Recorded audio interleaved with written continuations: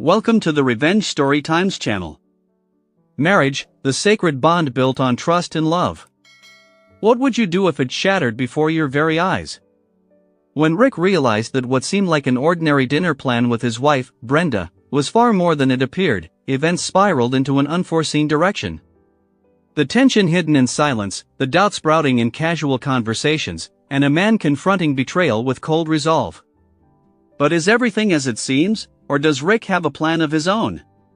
Don't forget to like the video and subscribe to the channel before uncovering the hidden secrets. If you're ready, let's dive in. Rick's voice was calm and collected, as if discussing the most mundane topic in the world. "Yes, darling," he said, "this Friday you're meeting another man." Yet beneath those words, there was no peace, only a deep ache. Brenda's expression of shock was inevitable. "And you're not going to say anything?" she asked. Rick replied with the same composure, "No, but what choice do I have? As you said, I can't control you." Brenda's response was almost a challenge. "Don't let your ego win, Rick. I love you, and I'll fix this." But Rick didn't ignore the reality behind her words. "If you're going to fix it," he said, "then you know it's wrong." His words echoed in the room like a harsh but justified slap. Brenda tried to look away, but her silence spoke volumes. Rick seized the moment. "If you don't think it's wrong, why are you telling me you'll make it up to me?" he continued.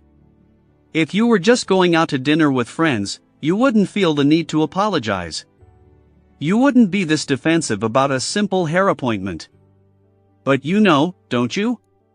You know what you're doing is wrong, and that knowledge is eating you alive with guilt."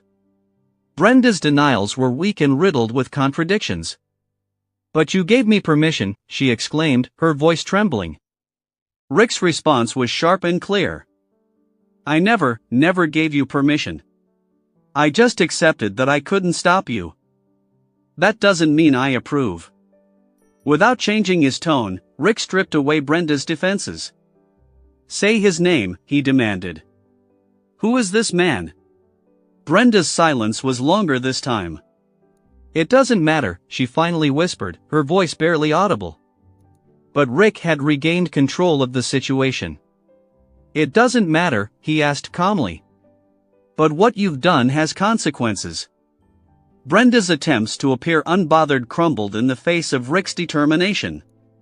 "You love me," she claimed. "You've always given me whatever I wanted." But Rick was no longer the same. "I can't stop you," he said, "but I warned you, and now you're on your own." As Rick left the room, his decision was clear. There was no love left in his words, only cold resolve. The echo of silence lingered behind him, more haunting than ever. Throughout the week, the house felt colder and more unfamiliar. Finally, on Thursday night, Rick broke his silence and took a decisive step. While packing his things, Brenda appeared at the door. "What are you doing, Rick?" she asked, her tone still defiant. Rick's answer was harsh and unyielding. "I made a wrong assumption. I thought you were smarter than this." Even Brenda's mocking tone couldn't change Rick's mind. "You're just a child," she muttered. But Rick refused to play along this time. "These are the consequences," he said calmly. And that night, the atmosphere in the house shifted completely. Rick moved into the guest room, drawing an invisible line in their relationship once more. The cold atmosphere of Thursday night spread, Rick's seriousness throughout the house was palpable. Brenda's silence was deeper now, her sarcastic demeanor merely a mask. While Rick set up his new arrangement in the guest room, he meticulously planned his next move. He had found the best way to deal with his wife's betrayal: he would beat her at her own game. On Friday morning, Rick woke up earlier than usual. He completed his routine without disruption but moved with a different energy.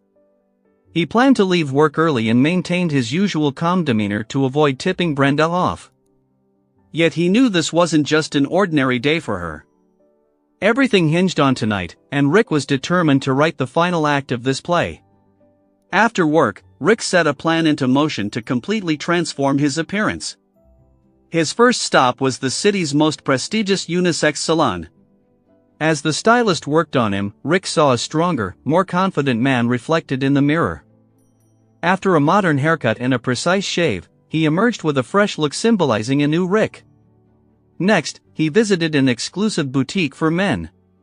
There, he selected an outfit that was both stylish and comfortable, a crisp shirt, a well-tailored blazer, and perfectly fitting trousers. To complete the transformation, he picked up his freshly detailed car. These preparations weren't just about appearing stylish, they were a message. Rick was no longer waiting silently or submissively. When he returned home, he heard Brenda getting ready. The sounds of her shower and hurried footsteps betrayed her excitement and nervousness. But Rick wasn't waiting anymore, he was on his own path now. After a long shower, he got ready and waited downstairs for Brenda's grand entrance. Soon, Brenda began descending the stairs. Her dress was bolder and more attention-grabbing than anything Rick had seen her wear before. The hemline ended just above the knee, and the plunging neckline made it clear she was trying to make a statement. As she reached the last step, her eyes held an expectation. She wanted Rick to admire her, to feel jealousy, and to cling to her. But Rick remained silent, his face void of any reaction. Unsettled by his silence, Brenda asked with a hint of sarcasm, "Well, what do you think?" Rick looked her over and, with chilling composure, replied, "I'm going out." "What did you think, that I'd just sit here and wait like a loyal servant?" Rick's words sent a shockwave through Brenda, but he didn't wait for her response. "Charmaine is waiting for me," he said, as if the name were a bomb meant to detonate in her mind. Then, without another word, he got into his gleaming car and drove off. Driving through the city, Rick felt an unexpected sense of freedom, as though he had shed a burden he'd carried for years. The city lights were reflected on his windows as he imagined Brenda's reaction. He could almost see her wide-eyed shock and the questions echoing in her mind. Rick smiled. Tonight wasn't about revenge, it was about reclaiming himself.